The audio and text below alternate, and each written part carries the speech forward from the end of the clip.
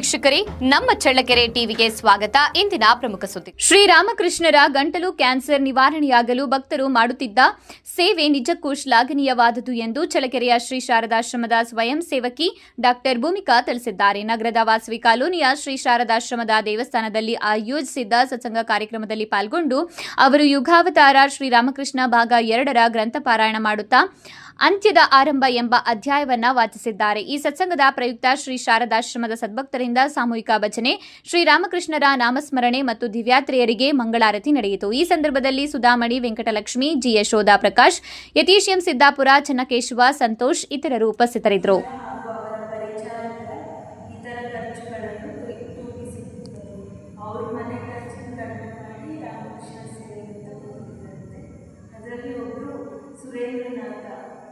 ಸುರೇಂದ್ರನೊಬ್ಬನೇ ಮನೆ ಬಾಡಿಗೆ ವೆಚ್ಚ ನೋಡ್ಕೊಂಡಿದ್ದಾರಂತೆ. ಇನ್ನೂ ಬೇರೆ ಬೇರೆ ಎಲ್ಲ ಈ ಬೇರೆ ಬೇರೆ ಏನೇನು ಖರ್ಚು ಇರುತ್ತೋ ಅದನ್ನು ನೋಡ್ಕೊಂಡಿದ್ದಾರೆ.